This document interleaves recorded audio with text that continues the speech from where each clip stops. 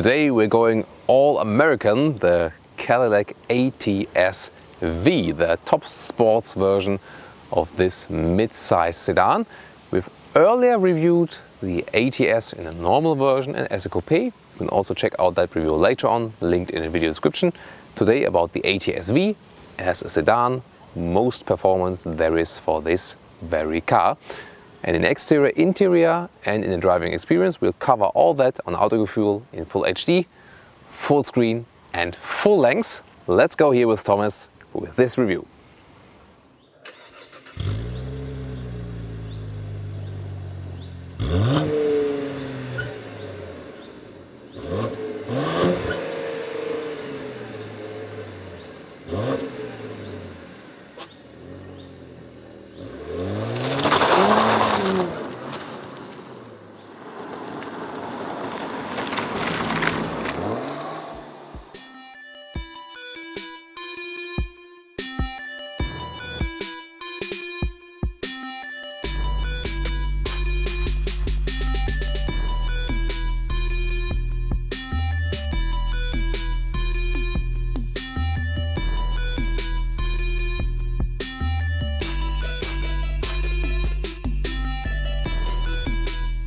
We're starting right here at the front and in this mid-size sedan segment, because this is also supposed to be an M3 hunter, BMW. This one is surely, the most aggressive one from the look. I mean, look at those vertical looks here from the lights, this very nice chrome grille and this symmetry. They have, like maybe a little bit like a ship going in the front. And to me it also has this kind of transformer style, and we'll also see that in the interior again. The V variant also has stronger bumpers here in carbon fiber. Be careful not to damage them. You cannot replace them. You cannot repair them. You have to replace them. That's the way. And then it gets all very expensive. And another grille here in the lower part. So this already says I need a lot of air to cool this engine. And here we got another special cooling outtakes, and the engine hasn't been running for I think half an hour, 45 minutes now, and it's still very hot right here, so you feel that it makes sense to have these extra gaps. 4m 67, 4m 69 or 15'3", 15'4", that's the approximate length of this car here, and indeed the coupe is a little bit longer. It just depends on the overhangs to be exactly sure. Then the ATS-V version, you see it sits really, really low and has this strong black bumper at the side part. And well, we have just cleaned the car, but as soon as it's a little bit rainy, white cars, they get dirty quite easily. I hope you don't see it too much on camera. Here I can see it from here, that's already quite dirty, but that's what's happening with white cars. I like white cars in general, but only disadvantage, you see the dirt so much on them. Then special alloys here also for the V version. It's got this chrome shiny surface and also with a stamped V in it. Very nice. And they're only 18-inch. They look bigger actually. Next to the rims here, this is very interesting. The design line starts. It's kind of like dissolving right here, and then it evolves right here into the side design dropping line, light, shadow on the height of the door handles, and this continues all the way to the rear of the car.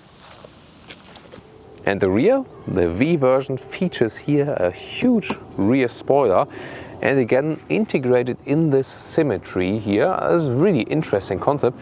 I think from the design here you really have to like it, or well, let's say love or hate it. I think there's hardly anything in between, because this is, especially when you compare to the German competitors, BMW M3, Audi S4, RS4, Mercedes AMG in the C-Class, C43, C63. This is here the most distinctive design, also in the rear. Here then with the carbon fiber elements again, and wow, 4 massive exhaust pipes. It's a real deal, also with some small holes on the inside to improve the sound even. And you already heard the sound from some of our exterior shots. What do you think about the sound, guys?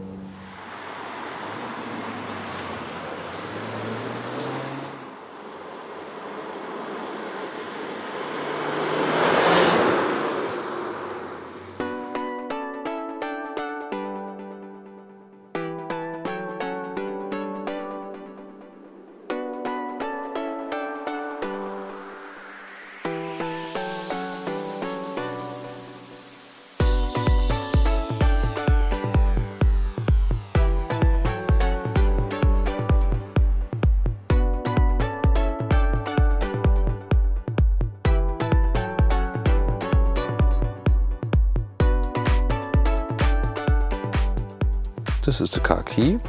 It has a matte surface and Cadillac logo right here. It's really slim. It fits very well into a pocket. Open, close. Keyless entry. Does not work that way. You have to press the button. Then it opens.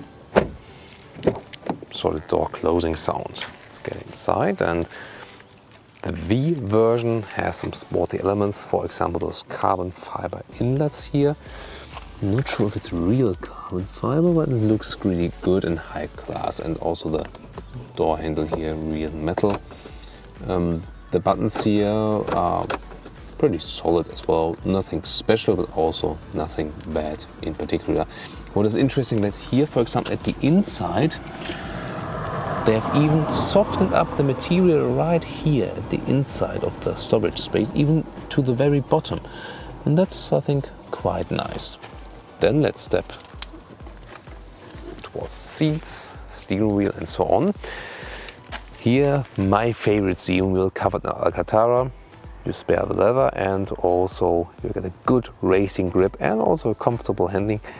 Yes, that might, be not that durable, but then you can also, after, 5 years, get a new cover if you really want to have one. That's possible as well. And also nice material mix with use of Alcantara right here.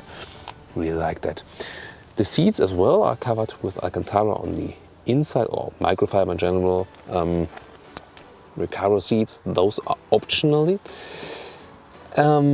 I would not exactly recommend them. They look good, they have great racing design, also microfiber on the inside. The outside, I'm not sure if it's animal skin or fake animal skin. I tried to call Recaro today, the automotive seating department weren't available, so I'm not really sure about the outside parts. But I wouldn't go for the Recaro seats anyway, because they are not that comfortable on the long-term run, even if they look good.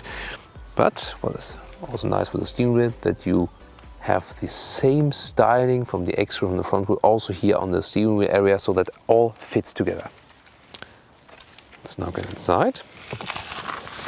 And well, there's a typical sedan seating position, which is here a little bit lower in the sports version.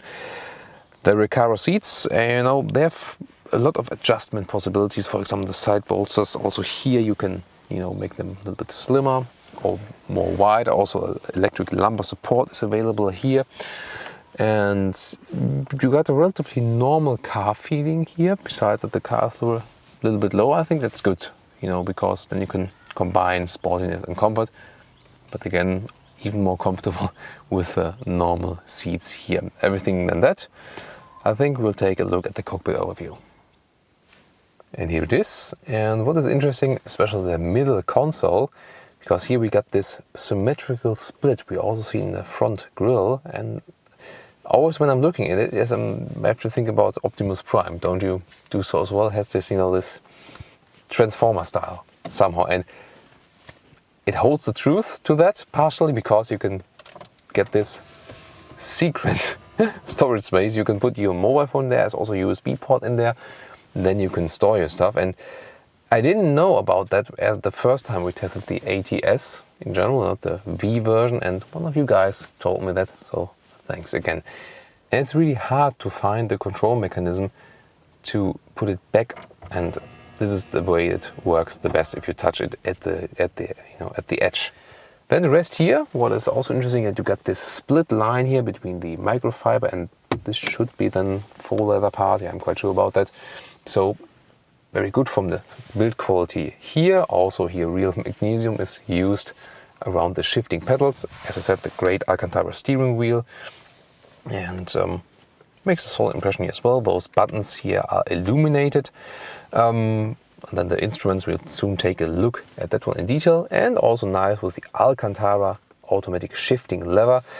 What is sometimes a little bit strange, if you put it into the D mode, switching from rear to D again and back, then sometimes you maybe get stuck in the N, and if you press one more, just a little slightly push, go from N to D, that can be a little bit distracting sometimes. And small storage space right here with another 12-volt power supply. Frameless mirror, I like that as well. Always good to have that. And the glove box is pretty much standard size. Also sliding down smoothly, and then we have two adaptive beverage holders here inside. And then switch up this one, and you see also here relatively solid from build quality. Two USB devices, SD and aux in some more spaces. This one here gets pretty hot, by the way, whereas this secret chamber in the front, that is kept pretty cool. One more look at this great steering wheel. I really love that it's covered in Alcantara. Also has the right size. What's also interesting that those buttons here are illuminated, and after a while the car is being turned off, then they're also shut down and then gets activated again. But here, for example, very annoying sounds the car is doing, for example, when you get the door opened, and I'm not sure if this is really necessary. So many sounds this car is creating.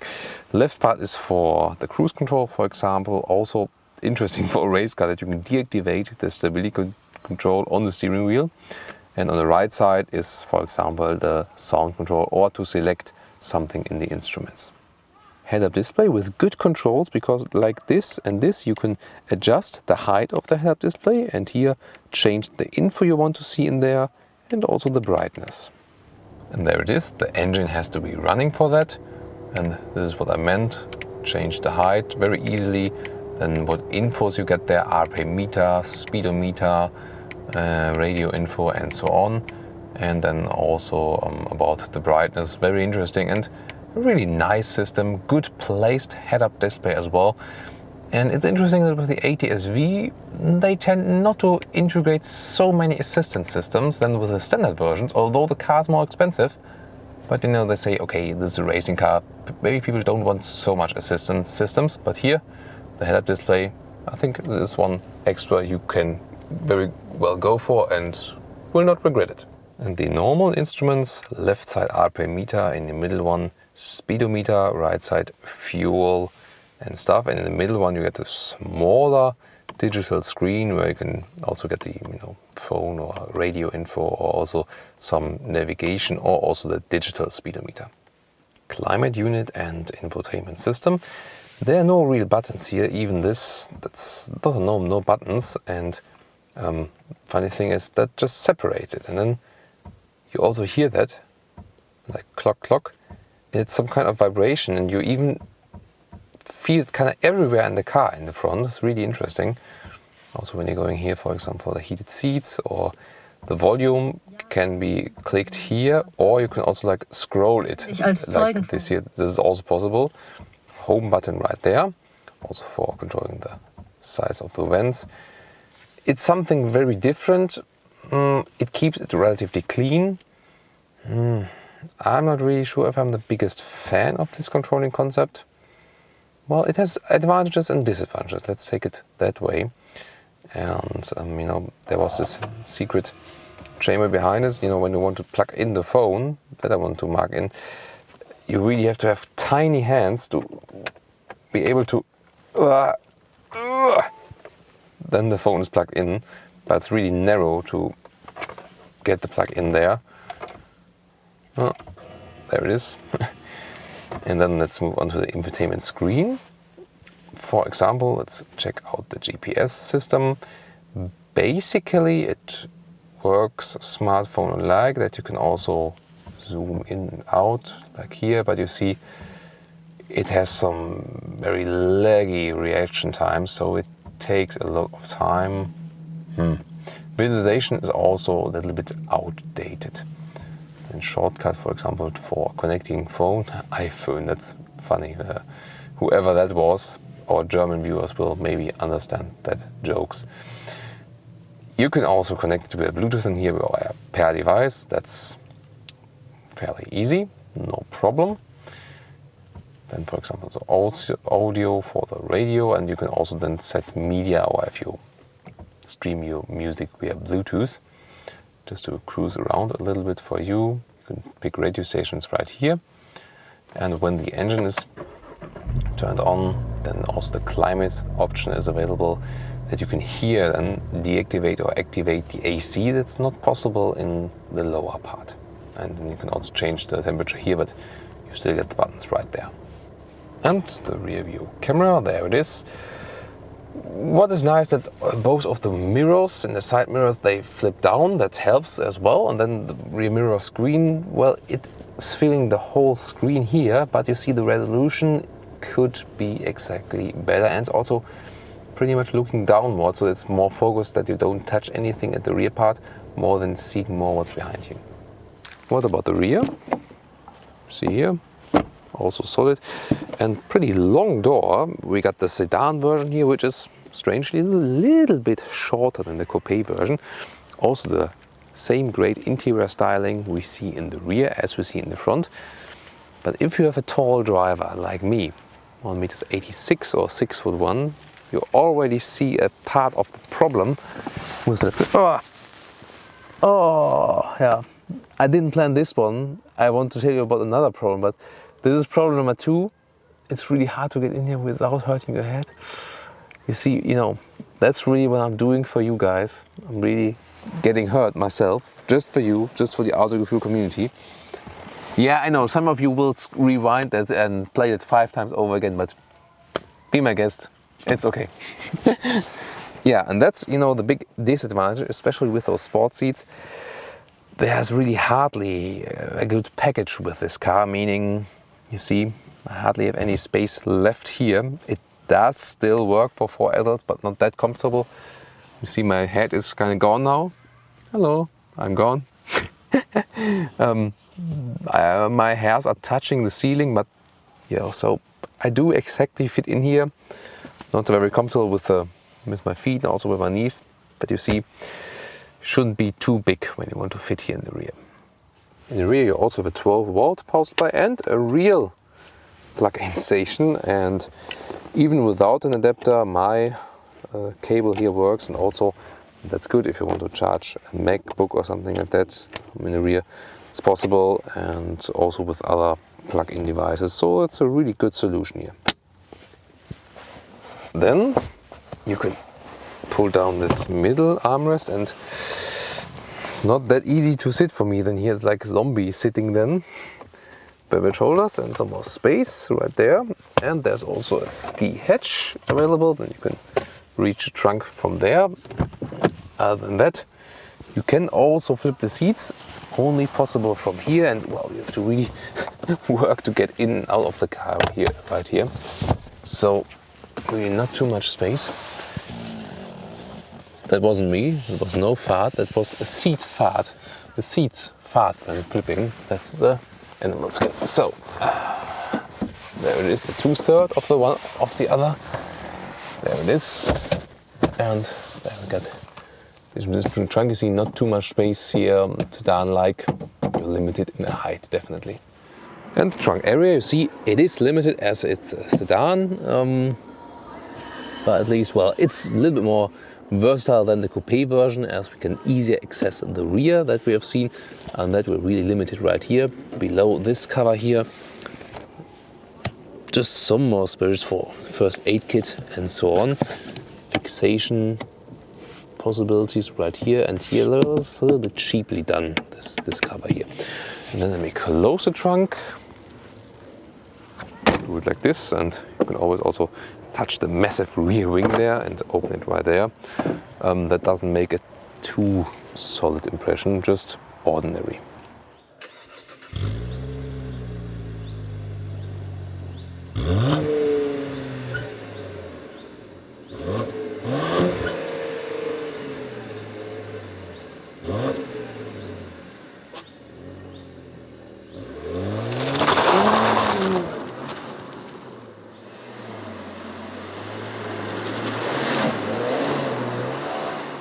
So, underneath the hood, wee, big stuff, V6, 3.6 liters of displacement, 470 horsepower approximately. Wow, it's really the maximum that fits in here. 3.9 seconds is the acceleration figure, 0 to 100 kilometers or 0 to 60 miles an hour. Yes, 0 to 61 miles an hour, maybe that's more exact. And yeah, I mean, that's totally enough. Don't have to have a V8 in this one here. It has 2 turbos, so the twin turbo engine. We'll see how that behaves because, well, with the throttle input, I'm not really that sure. It's nothing necessary to do with the engine then. But we experience that definitely with the driving review, where we'll also have a big Autobahn part.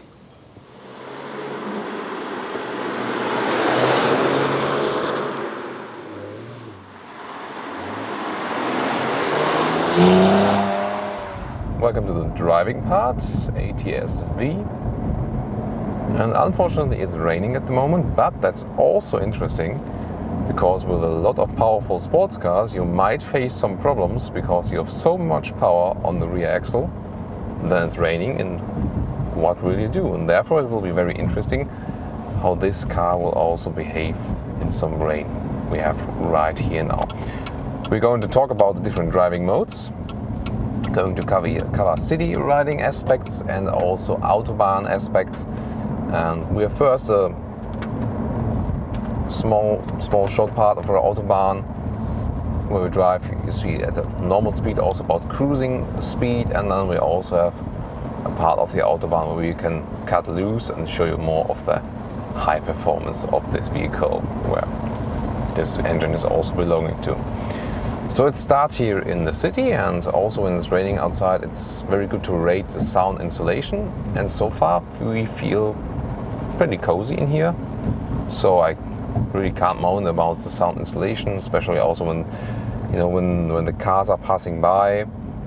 The most of the road noise comes from the tires, really, especially at speeds at, you know, above 30 kilometers an hour. It's really about the tire noise, rolling sound, and not about engine or something like that.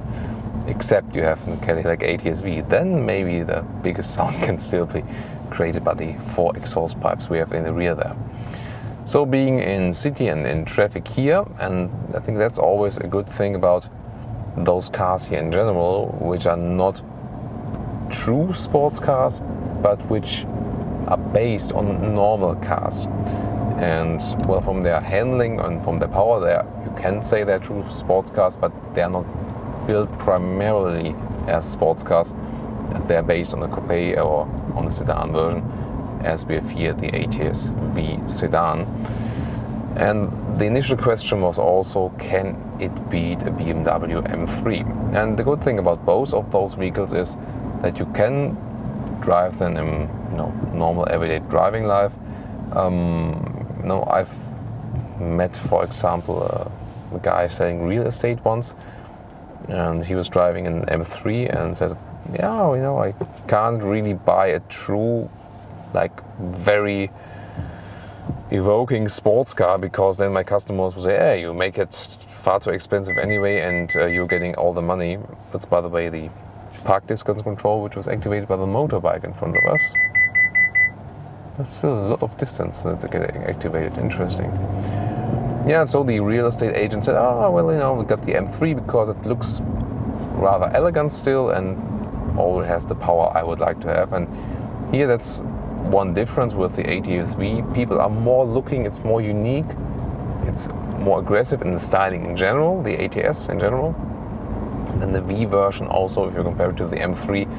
The M3 you really more, you know, recognize at the exhaust pipes, and here it's a little bit more. For example, also, as we've shown you earlier, the air intakes there on the front of the hood, and people are partly stopping here and look, oh, what car is that? What is it? Especially here in Germany, because Cadillac is very uncommon here to drive, and they have hardly any major registrations figures, and so people are really looking at it. That is very interesting. So you can drive it calmly in the city. Also, suspension comfort is alright. Of course, a normal ATS-V is more comfortable, that's no question. The limiting factor is not the suspension, it's more the seats, those optional bucket seats, as we have also told you in the interior part. Those are really not ideal, especially, you know, well, if you're used to having a little bit more comfortable seating in other cars, or maybe more upright seating position. In general, the normal ATS I have found really comfortable, so no problem. But here with those bucket seats, also talked to other colleagues here in the editorial office, and they all said, They look great, those seats, look sporty, are sporty, racy, but the normal everyday driving comfort, not really recommendable. So we would rather tell you, go for the basic seats there. You can get then you have a little bit more space and also don't get so much fatigue in your lower lumbar area. Although you can adjust here a lot of stuff with the seat, but it's still not really helping me. Other than that, I think the car is definitely suitable, no problem. The visibility is, some guys just throwing the cigarettes out of the windows. That's stupid, isn't it? Put me in the comments if you also think it's stupid, because I mean, if you're also a motorbike driver, then you know, it can happen that you get, for example, a cigarette in your helmet and then it's done for you. So talking about the visibility, especially to the rear, it's a little bit limited. Also to like, you know, if I'm looking in that direction there. And to the very rear, I mean, we got this nice frameless rear view mirror, but the rear window itself is very flat and very small, so I can hardly see through that. Well, you don't need to cover the mirror or something, because you don't see the headlights of the other cars behind you anyway. So you just see the heads of the drivers in the rear mirror. That's interesting. I'm at the moment in the tour mode, and you maybe also heard you can drive this car silently. You've heard some sound bites where we also tuned up the exhaust so far. I also got the digital speedometer here mounted, and so you can just cruise. Nice direct steering already in a cruise mode, and I love to have this Alcantara steering also with calm driving. It just feels cozy. If I'm hitting the throttle in the tour mode, already a lot is happening. Of course, I'm in higher gear, then maybe downshifting process is taking part. You see it, car first needed. Now I want to go gear down and then hammer it. That's the tour mode, but you still have the power available. You don't need to switch the mode first. But you also heard there's really a good exhaust note coming from that vehicle here. So let's see. Then there's also sport. And the sport mode makes a difference that I'm already a gear lower than usually, and when I hit the throttle then, a little bit faster, and also the sound exhaust note was a little harder. The throttle input was increased, but considering other cars you can compare, the difference is not that huge between those two modes. What makes a difference is that also the stability control is drawn back a little bit. And then there's this track mode. Well, here the road is not that wet anymore, so that's okay. Track mode you should not use when it's wet. Oh, look at that.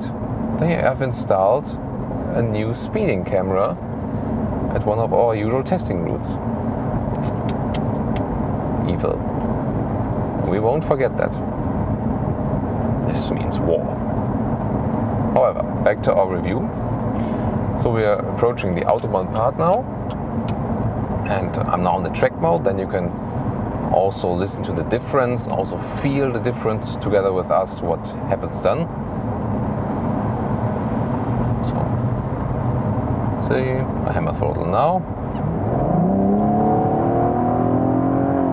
Yeah, you see, that was the most direct input now. So you can really go step by step, get the traction control back. But as I said, please only do that when it's dry, and mainly only on the racetrack. On public roads you should remain in sport mode.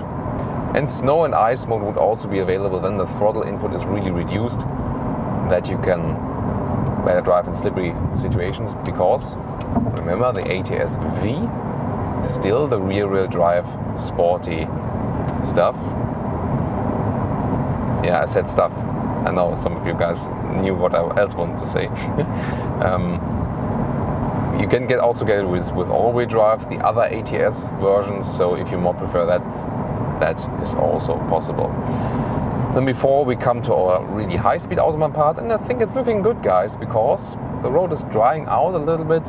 There's not too much rain coming further, and that gives us a good chance to show you the complete acceleration and also the sound experience. But before that, we check out the assistance system. For example, here the cruise control, which is not keeping the distance, obviously. Just normal cruise control we got inbuilt here. So setting it again, 105. Steering wheel is really sporty in its characteristics. Also when I'm here on the motorway, I have to use some pressure. So it's not a light steering wheel, it's really more oriented if you're a driver who appreciates this racing feeling. Doesn't make a difference here in the tour mode. Tour mode. Let's see. Wow, car reacts very directly. Also quite stiff from suspension. Let's see here again. Sport mode.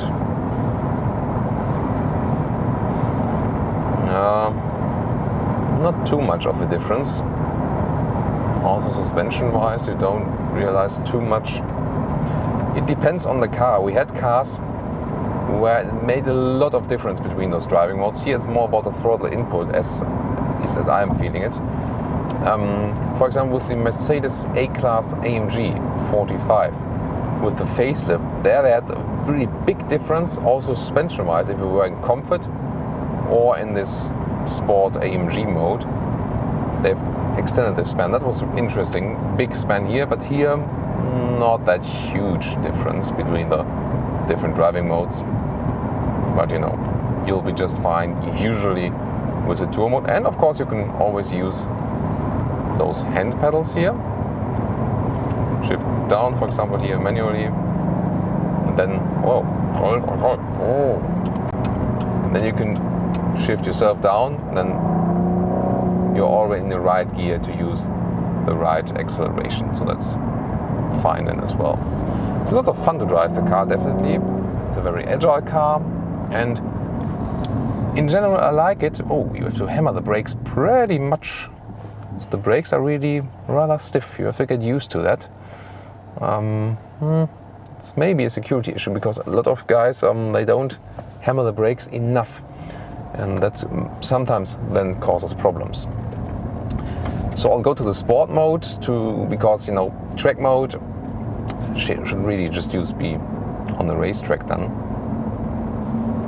Yeah, I think you can also see the speed pretty well. I can put the steering wheel a little bit deeper inside that you can better see it. And yeah, I would say some acceleration now. Let's see. I'll stop here for a second. It's still safe, and then I'll show you some that we're in the safe zone here. Safety first, always as Autogefühl, of course. Let's say, let's go.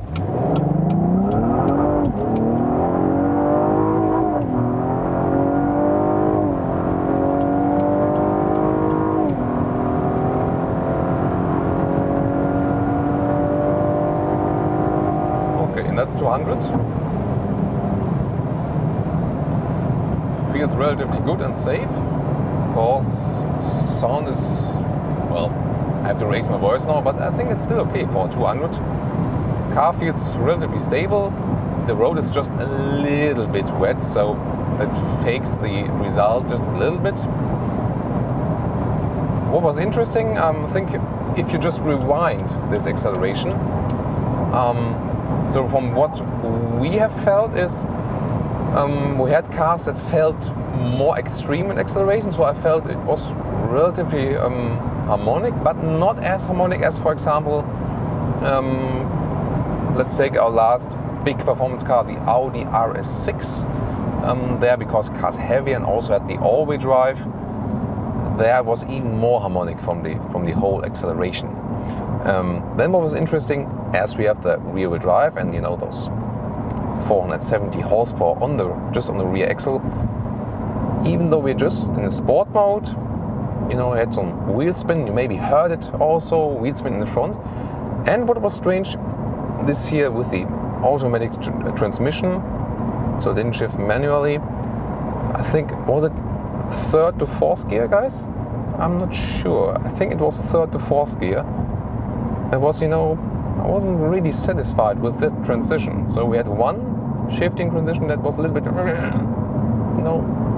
not directly straight in.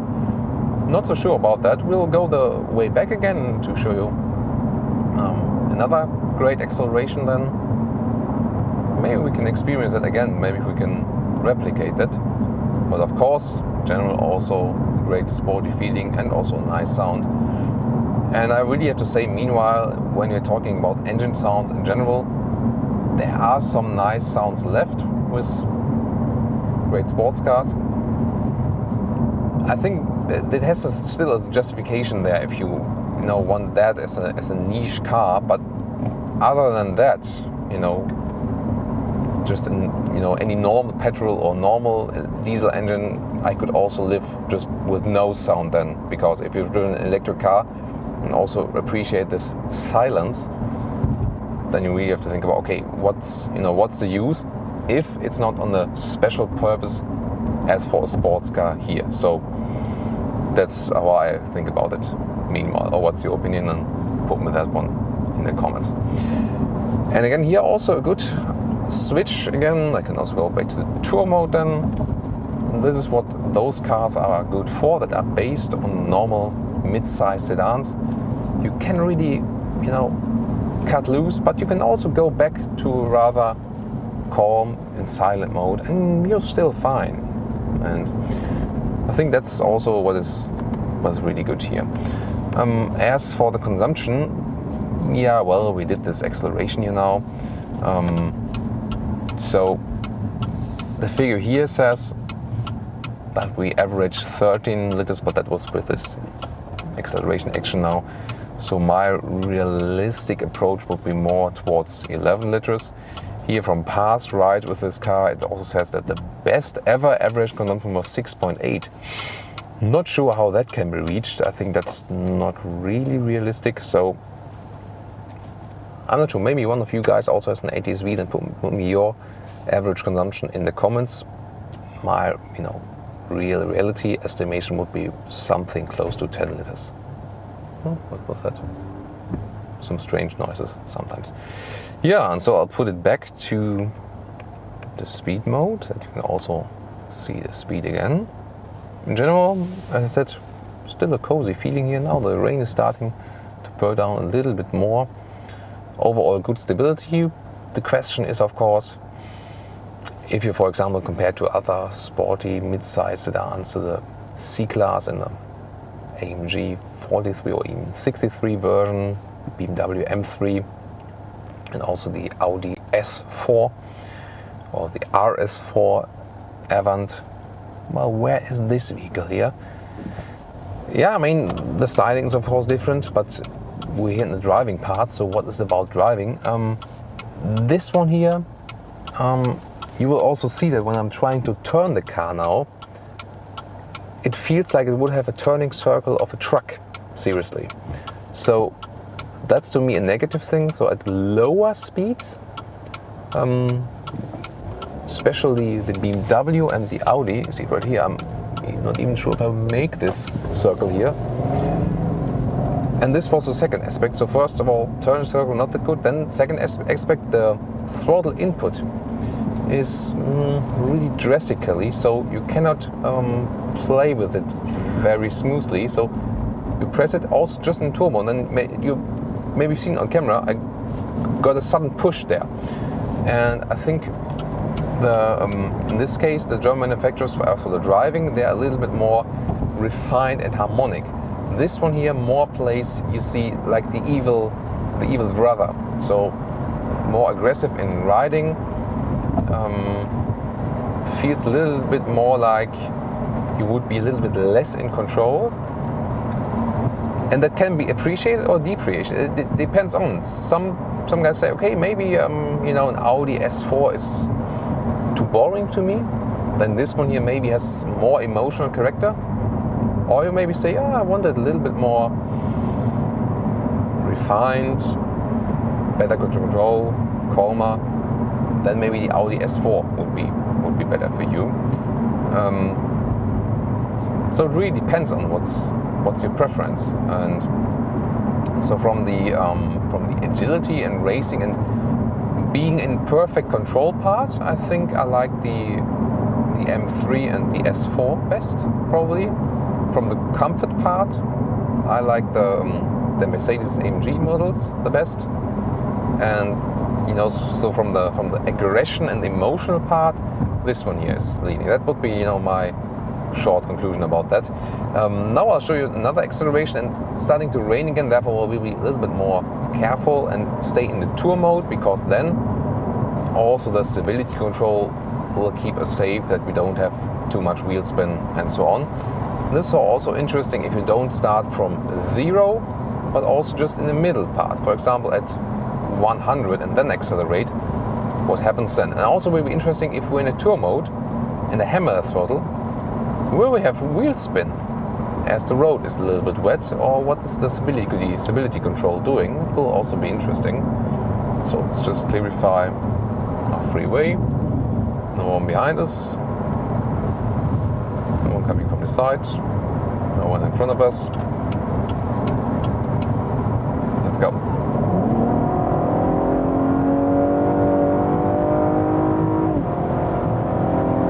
So it was 100 to almost 200 now. So still a very good flexibility. There you see what I meant. Always be ready to brake. Good thing is that this car, if you look in the rear mirror, it looks really aggressive, and that is an advantage, as people won't, change lanes that quickly. Especially when you, for example, on the way in compact sports cars, that's quite often a problem, because people don't really realize how fast you are, or maybe even in small cars. Take it, Seat Ibiza Cupra, big problem, has really a lot of power, but people look in the rear mirror and say, what else, what's coming there, shitty small car, and oh my god, has more power than you think.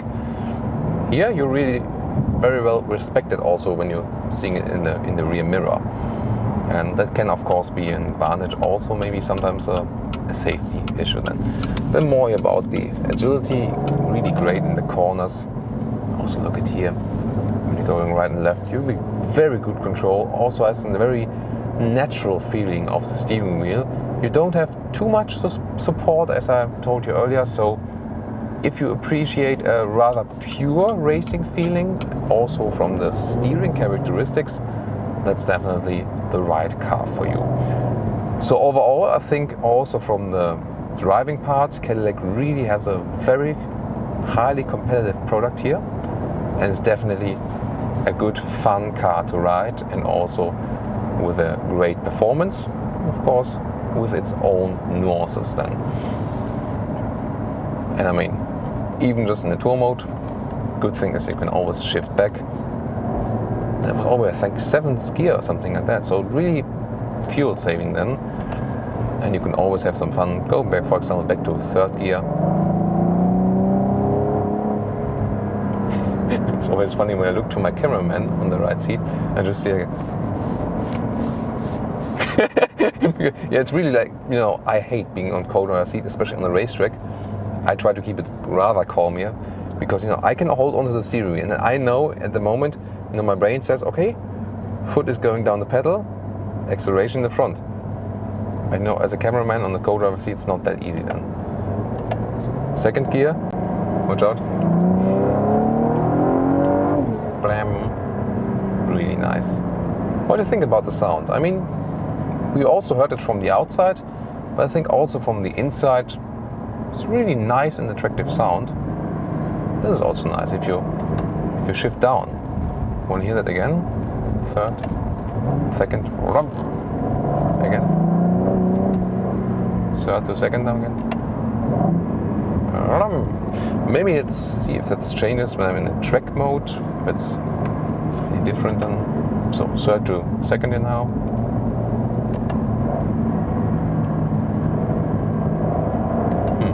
That even sounds better in a tour mode. Sport mode. 3rd to 2nd. Oh, pretty much the same. I mean, it can make a difference. For example, with the Porsche Cayman, you maybe remember that review. There, in the Sport Plus mode, the car is not this like in normal sport mode, because in the Sport Plus mode, Porsche says, I want to optimize it for the best sportiness, for the best results on paper, not for the sound. And so you'd rather go for the sound than, oh, American car greetings here, Dodge Ram crossing us, huge pickup truck, also hardly see that in Germany, both in white as well. So hardly see that when two American cars, two premium American cars, very expensive ones, also meet on German roads. Hardly ever see that, but that was also today on Autogefühl here in our riding experience. And it's really too bad that we are not allowed to go faster here in that corners. Maybe I can reduce the speed a little bit, that I can out accelerate this corner here. Second gear maybe now. Yeah, I think next time we should probably take this one here also to the racetrack. What do you think, guys? Better on the ice. I like it on the ice lake. That would be the best setup. Okay, I think that's it for our driving part. Any more questions, guys? Put it in the comments.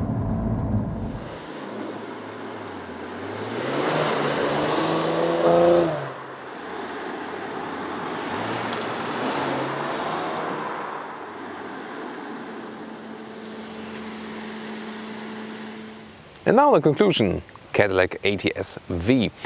So this top sports version and in general about the car and how does it perform against the competition. First of all, the design is definitely unique already in the standard version, and of course there's a massive price difference then, from the standard version to the normal ones. Depending on the market, it can be $20,000, $30,000 or euros, the price difference, and from base model to this top model here, and you have to really think about it if you need all the power you have here. If you want the sportiest version, you get an even more aggressive look, and I think it's maybe the most unique in this segment, definitely. And I think it is really aggressive and attractive, so I overall like it. What about you? Also, the interior styling is something different. From the interior build quality, we have seen some better stuff, but it's definitely at a solid build quality. Also a very nice head-up display. This secret chamber, that's a little bit joyful. Not really sure if that fits to the overall concept of the car. Also with this capacitive buttons, that is I think also something love or hate, and that makes the car also very interesting because there are really a lot of unique things about this car you can just have experience with. Then maybe one of the worst thing is that the package is really bad. That means you don't have too much space on the inside. You have to live with that. I mean, it looks very sporty, but therefore it's also sporty on the interior. Let's take it that way. I would not recommend the Recaro sport seats. Take the more comfortable ones. Then from driving, really fun to drive, no question, especially with this Alcantara steering wheel.